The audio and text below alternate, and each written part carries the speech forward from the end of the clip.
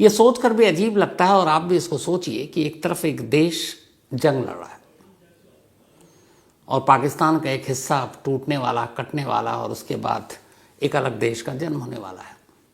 1971, जिसकी बुनियाद 70 से ही पड़ गई थी, पूर्वी पाकिस्तान और पाकिस्तान की सेना के बीच में कैसे जंग हुई, कैसे बांग्लादेश का जन्म हुआ, ये पूरी कहानी डिटेल में आपको सुना रखी है, तो ये कहानी नहीं सुनाने जा रहा हूँ। लेकिन इन्हीं जंग के दौरान 2 सालों तक एक तरफ जंग है और एक तरफ पाकिस्तान में एक कहानी, एक स्कैंडल और एक रहस्यमयी मौत। और कमाल की बात यह कि जब जंग के माहौल में सारे अखबार जंग की खबरों से पटे पड़े हों, तो अंदाज़ा लगाइए कि ये कहानी कैसी होगी कि पूरे 2 सालों तक पाकिस्तान के हर न्यूज़पेपर के पहले पन्ने पर, फ्रंट पेज पर एक स्टोरी और तस्वीर इस कहानी की ज़रूर होती थी, जो आज मैं आपको सुनाने जा रहा हूँ। लगभग 2 सालों तक इस कहानी के तमाम पहलू और आलम ये था कि कई जगहों पर तो अखबार बांटने पर पाबंदी लगा दी गई थी, ताकि बच्चे इस अखबार में ये जो खबर छप रही है उस न पढ़ पाएं। पाकिस्तान के इतिहास का ये अब तक का सबसे बड़ा रहस्यमयी सेक्स स्कैंडल और एक सबसे रहस्यमयी मौत की कहानी है। कहानी 2 लोगों की, इनमें से एक बला की खूबसूरत और दूसरा हिंदुस्तान के तब के इलाहाबाद से माइग्रेट होकर बंटवारे के बाद पाकिस्तान गया एक शख्स, एक शायर, जिसके दोस्त फैज़ अहमद फैज़ जैसे शायर, जोश मलिहाबादी जैसे शायर, गुरु और दोस्त।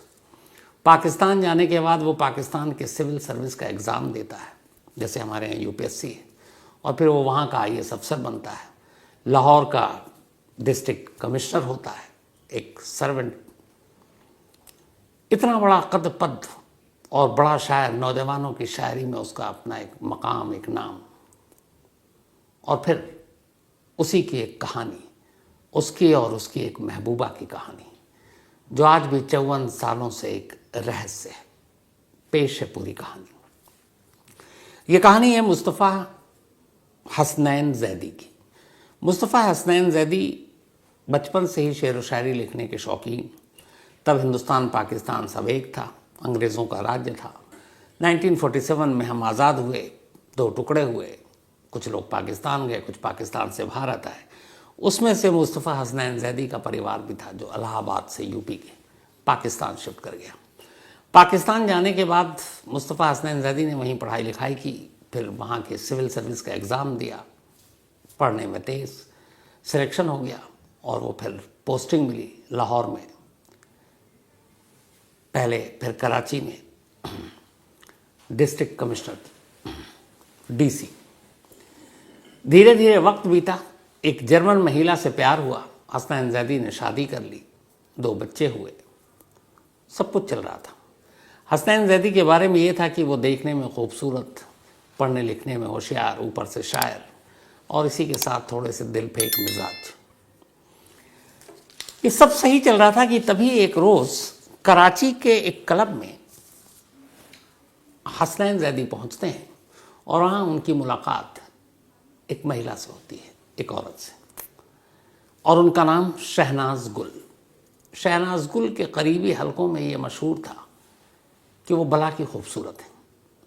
और दूसरी कहानी उनकी ये थी कि उन्होंने अपने से लगभग 20 साल या 25 साल बड़े शख्स से शादी की, जो पहले आर्मी में थे, फिर छोड़ दिया, उसका शादी की, डिवोर्स हो गया। उसके बाद उन्होंने शहनाज गुल से शादी की।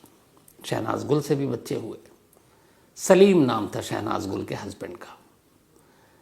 फिर यही एक क्लब में शहनाज गुल और सलीम अपने शौहर के साथ गईं और वहीं मुस्तफ़ा हसनैन ज़ैदी से पहली मुलाकात हुई। इस पहली मुलाकात में ही हसनैन ज़ैदी शहनाज गुल पर फ़िदा हो गए, उसकी खूबसूरती पर फ़िदा हो गए, और अब वो मिलने के लिए बेचैन, पार्टी करने के लिए बेचैन। चूँकि वो एक बड़े सरकारी अफसर थे, तो अक्सर बड़े बड़े क्लबों में पार्टियाँ होती, वो अपने दोस्तों के साथ ले जाते, और फिर सलीम से भी कहते आप भी आइए अपनी बेगम के साथ। सलीम साहब को भी इधर ये था कि भाई हसनैन ज़ैदी एक बड़े सरकारी अफसर है, बहुत सारी चीज़ें हो सकती हैं, तो वो भी पार्टियां में जाते, लेकिन वो इस बात से अनजान। लेकिन फिर धीरे धीरे ये बात चर्चा का विषय बन गया कि हसनैन जैदी और शहनाज गुल के बीच में कुछ है। इसी बीच एक वक्त ऐसा आया कि पाकिस्तान में करीब 300 के आसपास जो सिविल सर्वेंट थे उनको हटा दिया गया, इल्ज़ाम करप्शन का लगा, और उसमें एक नाम मुस्तफ़ा हसनैन जैदी का था। तो ये डेंट लगा। उधर इश्क था। हसनैन जैदी चाहते थे शहनाज गुल उनके साथ अपने परिवार, शौहर, बच्चों को छोड़कर आ जाए, दोनों शादी कर लें, कहीं विदेश चले जाएं, जर्मनी या कहीं और। लेकिन शहनाज गुल अपना परिवार, अपनी फैमिली, अपने बच्चे, अपने शौहर को छोड़ना नहीं चाहती थी। रिश्ते में थी लेकिन परिवार को नहीं छोड़ना चाहती थी। इसी तरीके से चलता रहा। धीरे धीरे वक्त बीता। जब वक्त बीता तो आहिस्ता आहिस्ता फिर हसनैन जैदी को एहसास होने लगा कि शहनाज गुल शायद अब उससे किनारा कशी कर रही है। कई बार वो फ़ोन करते, फ़ोन नहीं उठाती, कई बार मिलने के लिए कहते, वो मिलने नहीं आती। और इस बीच में वो एक बार जर्मनी चली गई, दूरी बन गई। अब ये बात हसनैन जैदी को परेशान करने लगी, गुस्सा आने लगा कि वो कैसे इग्नोर कर सकती है। इन्हीं सब रिश्तों के बीच सब कुछ चल रहा था और ये सारी कहानियाँ चल रही थी। उधर 70 का दौर आ गया। अब इनके रिश्तों को कई साल गुजर गए थे। 70 में पाकिस्तान में एक अलग कहानी पनप रही थी। चुनाव हुआ और उस चुनाव में पूर्वी पाकिस्तान की जो पार्टी थी वो ज़्यादा सीट जीत ली। अब उनका प्राइम मिनिस्टर बनना था। लेकिन इधर जो बाकी उर्दू बोलने वाले पाकिस्तानी, उन्होंने ये बर्दाश्त नहीं किया। तो फिर पूर्वी पाकिस्तान के लोगों को दबाना शुरू किया। जंग की नौबत आ गई। पाकिस्तान ने जुल्म किया। उसके बाद हिंदुस्तान बीच में कूदा और अब जंग की आहट लगभग सुनाई दे रही थी। तो पाकिस्तान के हर अखबार में अब इसी जंग वंग की खबर चल रही थी। लेकिन इसी बीच 13 अक्टूबर 1970 एक गर्मी का दिन और उसकी सुबह से रात हुई। हसनैन जैदी अपने घर में और उनका फ़ोन लगातार बिजी। उनके कई दोस्तों ने सुबह से फ़ोन किया but phone busy busy busy आ रहा है। तो फिर कुछ और दोस्तों ने फ़ोन किया। एक दोस्त ने तो उस वक्त वहाँ के टेलीफोन जो दफ्तर था वहाँ फ़ोन कर दिया और कहा कि भाई ये नंबर है और इस नंबर पे लगातार घंटों से बिज़ी आ रहा, तो ज़रा आप देख लीजिए फ़ोन ख़राब तो नहीं है। तो टेलीफोन एक्सचेंज या दफ्तर वाले ने उसको चेक किया और बोला नहीं साहब फ़ोन ठीक है, ये इंगेज्ड, मतलब बिज़ी है। अब सामने वाला परेशान है, इतनी देर से, घंटों से कौन बात कर रहा है। उधर हसनैन जैदी के घर पर कुछ लोग गए, फिर दस्तक दी दरवाजे पे, अंदर से आवाज़ दी, दरवाज़ा अंदर से बंद है, फ़ोन मिल नहीं रहा है। और कई दोस्त थे, कुछ शायर भी थे, पर कोई बातचीत नहीं हो रही, कोई कांटेक्ट नहीं हो रहा। ये बात है 13 अक्टूबर 1970 की, 13 अक्टूबर 1970। इसी दौरान में उधर सलीम परेशान है क्योंकि सलीम की बीवी, उनकी अहलिया शहनाज गुल, वो भी घर से गायब। हसनैन जैदी के घर से फ़ोन नहीं उठ रहा, घर से कोई आवाज़ नहीं है, घर के अंदर दस्तक देने के बाद खुल नहीं रहा है। और इधर शहनाज गुल, सलीम साहब की बीवी, गायब। और दोनों सेम 13 अक्टूबर 1970 की कहानी है। सुबह से शाम हो गई, शहनाज गुल वापस नहीं लौटी। अब चर्चा तो इतना हो चुका था तो सलीम साहब को भी ये शक कि शहनाज गुल शायद मुस्तफ़ा हसनैन जैदी के घर पर है। उन्होंने जाकर पूछा, नौकरों ने कहा कि भाई दरवाज़ा अंदर से बंद है और हम सुबह से आवाज़ दे रहे हैं, खोला भी नहीं किसी ने, और मोबाइल जो लैंडलाइन नंबर है वो लगातार बिजी आ रहा है। अब सलीम के मन में ये भी है कि शहनाज गुल अंदर हैं, हसनैन जैदी अंदर हैं, तमाम तरह की बातें, शक, सवाल उनके जहन में। लेकिन न दरवाज़ा खुल रहा है, न फ़ोन मिल रहा है। वो लौट कर आते हैं, अपने किसी और दोस्त से कहते हैं, तो दोस्त कहता है कि यार आपकी बीवी गायब है, पुलिस में रिपोर्ट लिखा दीजिए। अब उन्हें बड़ी शर्मिंदगी भी हो रही है कि अगर मैं बीवी की गुमशुदगी की रिपोर्ट लिखाऊं और कल को शहनाज गुल हसनैन जैदी के साथ बरामद हों तो सोसाइटी, समाज में, मोहल्ले में क्या इज्जत रह जाएगी। तो इसी डर से वो रिपोर्ट नहीं लिखा रहे। इस चक्कर में पूरी रात बीत जाती है। अब अगली सुबह हो गई, शहनाज गुल अब भी नहीं लौटी। उधर हसनैन जैदी के घर का दरवाज़ा अब भी नहीं खुल रहा है। आखिरकार सुबह लोगों ने मशवरा दिया और सलीम पहुंच गया पुलिस स्टेशन। उन्होंने शहनाज गुल की गुमशुदगी की रिपोर्ट लिखाई और जब रिपोर्ट लिखाई तो साथ में ये भी लिखाया कि हम लगातार फ़ोन कर रहे हैं, हो सकता है वो मुस्तफ़ा हसनैन जैदी के साथ हों, घर में हों, लेकिन घर का दरवाज़ा बंद, खोल नहीं रहे हैं, फ़ोन मिल नहीं रहा है। अब मुस्तफ़ा हसनैन जैदी एक बड़े अफसर रहे थे, पुलिस भी जानती थी। तो उसने कहा चलिए चलते हैं। अब ये पुलिस की टीम सलीम साहब को लेकर घर पहुंची। जब घर पहुंची तो पता चला कि वाकई दरवाज़ा बंद है और फ़ोन अब भी बिजी है। तो कुछ गवाहों के सामने दरवाजे को तोड़ा गया, अंदर दाखिल होते हैं। जब दाखिल होते हैं तो पाते हैं कि बिस्तर पर जो मुस्तफ़ा हसनैन जैदी हैं वो लगभग बेसुध पड़े हुए हैं, लेकिन कपड़े वो पहने हुए हैं जिनको देखकर ये लग रहा है कि शायद घर से बाहर जाने की तैयारी कर रहे थे। पैंट शर्ट सारी चीज़ें करीने से सलीके से। और उस कमरे के दरवाजे के पास शहनाज गुल पड़ी हुई, वो भी बेसुध। जो फ़ोन था वो रिसीवर पर नहीं था, नीचे लटक रहा था और लटकने की वजह से वो लगातार बिजी शो कर रहा था। कमरे के सारे सामान, सोफे लुढ़के हुए थे, अलमारी गिरी पड़ी थी, चादर की तमाम सिलवटें इधर से उधर उधड़ी हुई थीं। देखकर लग रहा था कि कुछ यहाँ पे हाथापाई जैसी कोई चीज़ हुई है। लेकिन पहला काम था 2 बेसुध लोगों को अस्पताल ले जाना। दोनों को फ़ौरन जिन्ना अस्पताल ले जाया गया। अस्पताल जाने के कुछ देर के बाद डॉक्टरों ने बताया कि मुस्तफ़ा हसनैन जैदी की मौत हो चुकी है। कुछ दिन पहले ही उन्होंने अपना 41वां बर्थडे मनाया था, 41वां, यानी कि वो सिर्फ 41 साल के थे। उधर शहनाज गुल को जब डॉक्टरों ने देखा तो पाया कि नहीं, उनकी अभी भी धड़कनें हैं। इलाज हुआ, फिर वो होश में आई।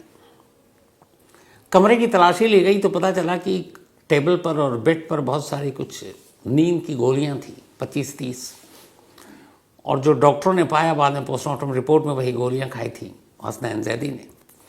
शहनाज गुल भी जो बेहोश हुई थी, एक दूसरी तरह की गोली थी, उन्होंने भी वो कंज्यूम किया था। तो अब दोनों ने एक तरह से इस गोलियों को देखकर लग रहा था कि ये खुदकुशी का मामला है, लेकिन एक मर गया, एक बच गया। अब ये खबर अगले दिन अखबार में, क्योंकि एक तरफ एक नौजवान शायर, एक ब्यूरोक्रेट, और दूसरी तरफ शहर की सबसे खूबसूरत लड़की शहनाज गुल। इससे बेहतर मसाला क्या हो सकता था। अब वो तमाम डॉन, जंग, जितनी भी अखबार, ये खबर आ रही है। इधर बांग्लादेश की खबर चल रही है, लेकिन पहले पन्ने पर ये खबर भी अपनी जगह बना रही है। अब वहाँ कंपटीशन हो गया, कौन ज़्यादा तस्वीरें लाएगा, सारे फ़ोटो घर की, अंदर की, बाहर की। और अब अलग अलग सवाल कि उस घर के अंदर सिर्फ 2 लोग, घर के सारे दरवाजे अंदर से बंद, एक की मौत, एक बेहोश। ये सुसाइड है, मर्डर है, कोई तीसरा था, इसके पीछे की कहानी क्या होगा। अब ये सारी बातें हो रही हैं। पुलिस ने भी अपनी जांच शुरू की और पुलिस की शुरुआती थ्योरी यही थी कि शायद दोनों ने खुदकुशी करने की कोशिश की, एक की जान चली गई, एक बच गई। बड़ा सिंपल। क्यों? तो वो कहानी तो ऑलरेडी थी पब्लिक डोमेन में कि दोनों के बीच में इश्क था। लेकिन धीरे धीरे फिर इसमें पॉलिटिकल और बाकी सरकारों का भी इंटरेस्ट बढ़ा। अब उधर ये हो रहा है कि जंग में वो जो कहानियाँ चल रही हैं, पाकिस्तान के जुल्म सितम के, पाकिस्तानी सेना के पूर्वी पाकिस्तान में फिर भारत की एंट्री, तो वो एक तरह से नेगेटिव स्टोरी थी पाकिस्तानी हुक्मरानों के लिए। इधर एक हाई प्रोफाइल मौत, रहस्यमयी मौत, और ऊपर से एक सेक्स स्कैंडल टाइप। ये स्कैंडल बार बार क्यों कह रहा हूँ, ये आगे बताऊंगा। तो लोगों की अब दिलचस्पी इसमें बढ़ रही है और अखबार ने भी भांप लिया लोगों का मूड। अब वो इस खबर को प्राथमिकता से छाप रहे हैं। अब धीरे धीरे ये होता रहा। उसके बाद पुलिस की जांच चलती रही, लेकिन अब हसनैन जैदी के परिवार वालों ने फिर आवाज़ उठानी शुरू की कि शायद पॉलिटिकल प्रेशर, दबाव है, जिसकी वजह से उनके भाई की मौत के सच को छुपाया जा रहा है। फिर ये उंगली उठी कि असल में ये हसनैन जैदी ने खुदकुशी नहीं की, बल्कि उनका कत्ल हुआ और कातिल कोई और नहीं, शहनाज गुल है।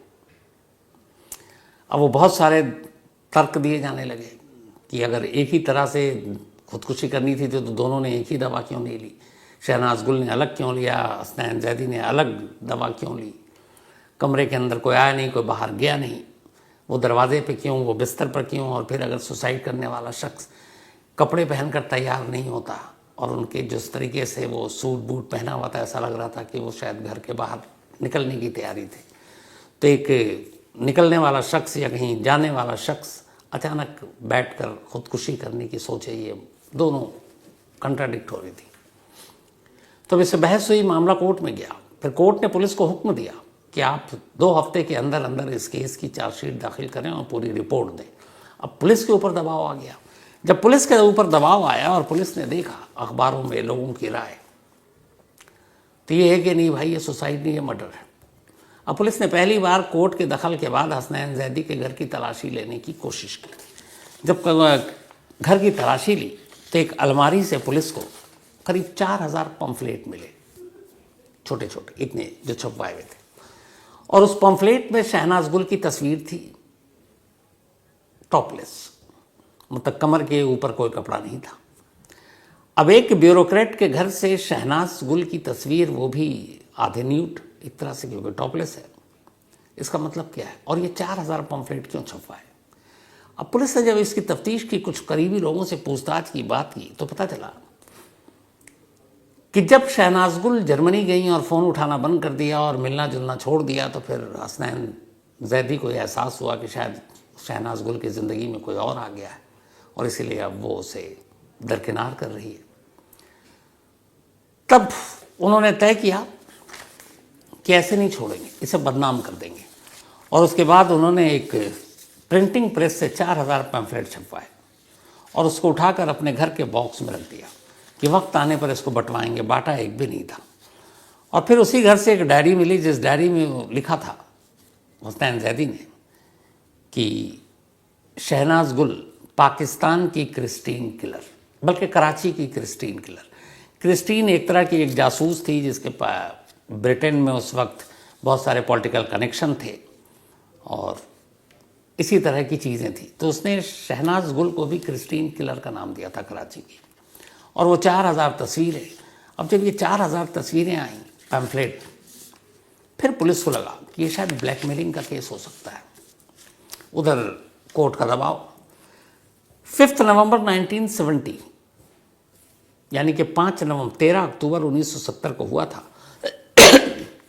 और उसके बाद अगले महीने 5 नवंबर 1970 को कराची पुलिस ने शहनाज गुल को गिरफ्तार कर लिया और इल्ज़ाम ये लगाया कि जो मुस्तफ़ा हसनैन जैदी हैं उन्होंने ख़ुदकुशी नहीं की बल्कि उनका कत्ल हुआ है और कातिल शहनाज गुल है।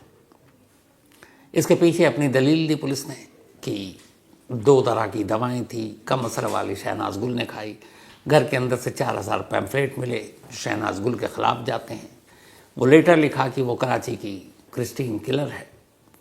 तो ये सारी चीज़ें ये इशारा करती हैं कि शहनाज गुल ही कातिल है। अब जैसे ही पुलिस ने गिरफ्तार किया, पाकिस्तान में एक तरह से भूचाल आ गया, क्योंकि पाकिस्तान के इतिहास में इतनी हाई प्रोफाइल स्टोरी, एक सेक्स स्कैंडल, 4000 पम्फलेट्स, एक इतनी खूबसूरत, एक ब्यूरोक्रेट्स, एक शायर और मिस्टीरियस डेथ, होड़ लग गई कि शहनाज गुल की सबसे अच्छी अच्छी तस्वीरें कौन छापेगा। ऐसा एक दिन नहीं था जब ये अक्टूबर 1970 से लेकर लगभग 1972 तक अगले 2 सालों में जब पाकिस्तान का कोई न्यूज़पेपर बिना शहनाज गुल की तस्वीर के छपा हो। अब शहनाज गुल की गिरफ्तारी, और जब पुलिस ने गिरफ्तार किया तो पहले तो कोर्ट का ऑर्डर लेकर पुलिस गई। रात का वक्त था शहनाज गुल के घर। शहनाज गुल को जगाया गया, उनके पति शौहर सलीम ने जगाया, पूछा क्या हुआ, बताया पुलिस आई है और गिरफ्तार करने। बोली क्यों? ने कहा कि ये कत्ल के इल्ज़ाम में। ये सुनते ही शहनाज गुल बेहोश हो गई। बेहोशी के आलम में पुलिस ले नहीं जा सकती थी, पहले होश में लाया गया, फिर ले जाया गया पुलिस स्टेशन। अब पुलिस स्टेशन में ले जाने के बाद ये पता चला कि वहाँ कोई फीमेल महिला पुलिस वाली है नहीं और वो एक फ़ीमेल है। तो कानून लगभग हमारे और पाकिस्तान का एक है, क्योंकि अंग्रेज़ों की देन थी। तो फिर दूसरी जगह से फीमेल पुलिस वालों को बुलाया गया और उनकी निगरानी में रखा गया। अब इसके बाद मुकदमे की शुरुआत होती है। पूरे पाकिस्तान ने शहनाज गुल को विलेन बना दिया था। जब भी शहनाज गुल जेल से कोर्ट तक जाती, तमाम उस वक्त के कैमरे, शुक्र है कि न्यूज़ चैनल के कैमरे नहीं थे, अखबारों के कैमरे थे, फोटोग्राफी, वो चलते रहे और हर दिन कोई ना कोई मिर्च मसाला लगाकर ये खबरें चलती रही। मुकदमा आगे बढ़ता रहा और आखिरकार मई 1972, 4 मई 1972 को कोर्ट का फैसला आता है। मतलब 70 के बाद 2 साल तक ये मुकदमा चला। और उससे पहले जस्ट 1971 का वॉर पाकिस्तान हार गई थी और ज़ख्म ये था कि पाकिस्तान के भी 2 टुकड़े हो चुके थे, बांग्लादेश बन चुका था। लेकिन उधर बांग्लादेश, उधर वॉर, और इधर शहनाज गुल और मुस्तफ़ा हसनैन जैदी की कहानी एक साथ फ्रंट पेज पे अब भी अपना जगह बनाए हुए है। और फिर आई तारीख वही 4 मई 1972, कोर्ट ने अपना फैसला सुनाया। कहा कहानियाँ तो सब है, चाहे वो 2 तरह की दवाओं का हो, 4000 पैम्फलेट्स हों, रिश्तों का हो, मोहब्बत का हो, मोहब्बत में बेवफाई का हो, हाई सोसाइटी में मशहूर शहनाज गुल का हो, लेकिन कहीं से ये साबित नहीं होता है कि हसनैन जैदी की मौत वाकई मर्डर थी या सुसाइड। और अगर मर्डर है तो ये साबित नहीं होता कि शहनाज गुल ने कत्ल किया, और सुसाइड है तो भी ये साबित नहीं होता है कि उस सुसाइड के लिए उकसाया शहनाज गुल ने। तो लगभग 2 साल तक, 2 साल से थोड़ा कम, 18 महीने मान लीजिए, जेल की सलाखों के पीछे रहने के बाद 4 मई 1972 को अदालत ने शहनाज गुल को बरी कर दिया। अब पहली बार शहनाज गुल, जो अब तक इन 2 सालों में मीडिया के कैमरे का सामना कर रही हैं, दुपट्टे से, पल्लू से अपना चेहरा ढककर आना जाना, या अपने दोनों हाथों की कोहनी से, जिस दिन फैसला आया उस दिन वो कोर्ट से बाहर निकली, और कोर्ट से बाहर निकली तमाम कैमरे, फोटोग्राफर के अब भी उनकी तरफ थे। पहली बार था जब शहनाज गुल ने दुपट्टे से या किसी और चीज़ से अपना चेहरा ढकने की कोशिश नहीं की। बाकायदा हर फोटोग्राफर के कैमरे की तरफ आंखों में आंखें डाला, तस्वीरें खिंचाई और वहाँ से निकल गई। इस फैसले के बाद भी शहनाज गुल की कहानी लोग नहीं भूले। धीरे धीरे वक्त बीता, करीब 28 साल बीत गए। 72 में वो बरी हुई। नेक्स्ट 28 ईयर्स, सन 2000 आया। सन 2000 में एक रोज़ एक छोटी सी खबर एक अखबार में आई कि 70s के सबसे बड़े सेक्स स्कैंडल, 70s की सबसे बड़ी mystery, death mystery, murder mystery और हाई सोसाइटी के रिलेशनशिप, जिसने वॉर के दौरान भी अखबारों के पन्ने पर अपनी जगह बनाकर रखी, एक खामोश मौत मरी। 2000 में जब शहनाज गुल की मौत हुई तब वो कहीं खबरों में नहीं थी, न किसी तस्वीर में थी। एक छोटी सी खबर आई थी और उससे पाकिस्तानियों को पता चला कि शहनाज गुल की मौत हो गई। जिस शहनाज गुल को 2 सालों तक अखबार ने अपने पहले पन्ने से उतारा नहीं, जब मौत हुई तो किसी ने 2 पैरा भी उसकी मौत के लिए खबर नहीं छापी। और ये कहानी उसी के साथ हमेशा ऐसी रही। आज भी पाकिस्तान में जो 2 तबका है वो मानकर चलता है कि हसनैन जैदी के कत्ल के पीछे एक गहरी साजिश थी। कुछ लोग इसके लिए शहनाज गुल को मानते हैं और कुछ लोग मानते हैं कि उस रात यानी 13 अक्टूबर 1970 को उस घर में हसनैन जैदी के इन दोनों के अलावा एक तीसरा शख्स था, और उस तीसरे शख्स ने इन दोनों को इतनी दवा दी थी धोखे से कि उसे लगा था कि ये दोनों मर जाएंगे, और फिर चुपचाप निकल गया। लेकिन वो तीसरा शख्स कौन था, वो तीसरा अजनबी कौन था, ये भी नहीं पता। उस कमरे में उस रात क्या हुआ ये भी नहीं पता। मौत की वजह क्या थी ये भी नहीं पता। उन 4000 पॉम्फलेट्स का आगे क्या होना था ये भी नहीं पता। तो बिना पते के इस सारी कहानी का अंजाम यही है कि आज भी कुछ नहीं पता। लेकिन आज भी इसे पाकिस्तान की सबसे बड़ी एक मिस्ट्री और स्कैंडल के तौर पर देखा जाता है। तो ये थी आज की कहानी।